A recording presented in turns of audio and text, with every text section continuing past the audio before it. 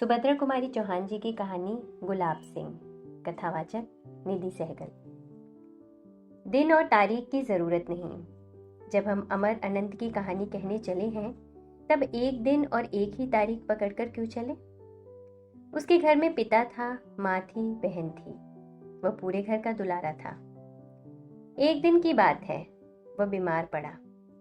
माँ ने उसका खाना बिल्कुल रोक दिया था, पर उसका बार बार कुछ खाने को मांगना छोटी सी बहन से ना सहा गया। बहन का जी ना माना। वो चुपके से गुड़ और चने चुरा लाई और भैया को खिलाने चली। ये बात और है कि उसके बाद भैया का बुखार चढ़ा। इसके लिए ये माँ बाप का गुस्सा सहने को तैयार थी, पर भाई ने भी वह गुड़ चने की बात किसी को ना बताई, और बहन बताती ही क्यों। खैर, किसी तरह रोग बढ़ते बढ़ते खत्म हो गया। रोग गया और बहन के प्रेम की वह बात सदा के लिए भाई के मन पर छप गई। ऐसी एक नहीं, अनेक बातें बहन की, माँ की, पिता की उसके मन पर छपी थी। वह कभी उनसे लड़ता झगड़ता भी, पर आंखों के आंसू और मन के रंग उसके अंतस पर छपी तस्वीरों को न धो सके, न धुंधला कर सके। एक दिन ऐसी हवा बही कि मुरझाए हुए मनों में भी नई जान आ गई। एक हवा ऐसी होती है जो मुरझाए हुए पौधों में ताजगी ला देती है, और एक हवा ऐसी होती है जो मुर्दा मन मनुष्यों में नई उमंग भर देती है। ये उमंगों वाली हवा थी। बड़ा भारी जुलूस निकला। कौमी झंडे का जुलूस था वो, पर बादशाह का हुक्म था कि जुलूस ना निकले, झंडा ना निकले। शहर में आतंक छा गया। बड़ा जालिम था वो बादशाह। बड़ा आया बादशाह, क्यों ना निकले जुलूस, क्यों ना निकले झंडा। भाई से बहन ने कहा। बहन क्या कहती है उसने सुन लिया। बहन फिर बोली, कौन है ये बादशाह। भैया ने कहा, होगा कोई। बहन ने फिर पूछा, क्यों ना निकले जुलूस, क्यों ना निकले झंडा। भाई कटु स्वर में बोला, हमारा देश बादशाह का गुलाम जो है। बहन का उत्तर था, तब तो जरूर निकले जुलूस, हम जरूर फहराएंगे अपना झंडा, देखते हैं कौन रोकता है हमें। झंडे की तैयारी होने लगी। बहन ने अपनी पुरानी ओढ़नी फाड़कर झंडा बना लिया। लाल हरा रंग भी चढ़ गया। भाई ने उसे अपने खेलने के डंडे से बांध लिया। झंडा तैयार था। अब भाई झंडा लेकर चला। बहन आग्रह से बोली, अरे भाई, जाते कहाँ हो, हम भी साथ चलेंगे। पर बहन, बड़ी दूर जाना है, तुम थक जाओगी।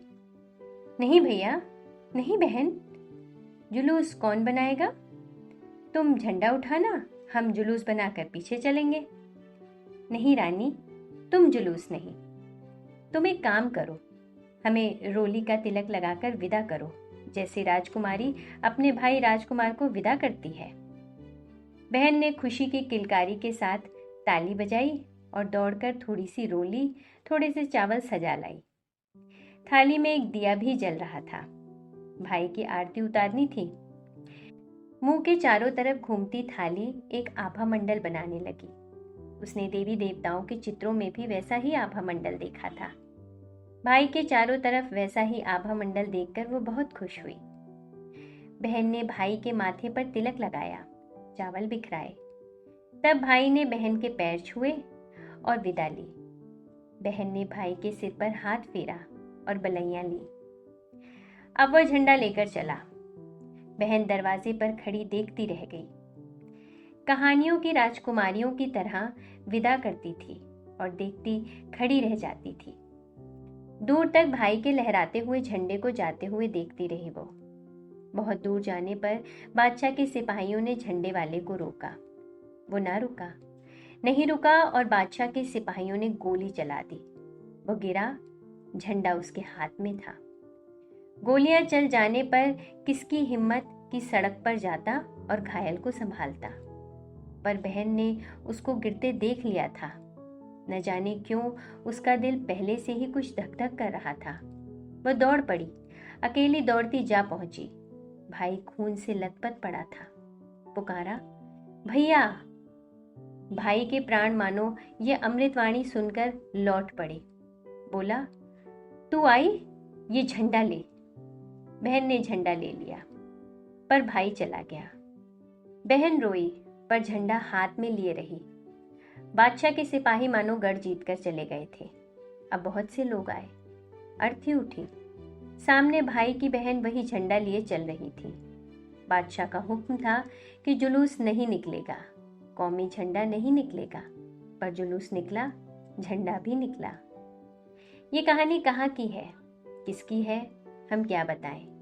ये फ्रांस की राजक्रांति की हो सकती है, ये रूस की राजक्रांति की हो सकती है, ये हिंदुस्तान की सन 42 की क्रांति की भी हो सकती है, क्योंकि ये घटना चिरंतन है, अनंत है। ये जैसे पेरिस में, मॉस्को में, वैसे जबलपुर में हो सकती है। जबलपुर में तो क्या उस वीर बालक का नाम गुलाब सिंह हो सकता है? सुभद्रा कुमारी चौहान जी की कहानी गुलाब सिंह। कथावाचक निधि सहगल।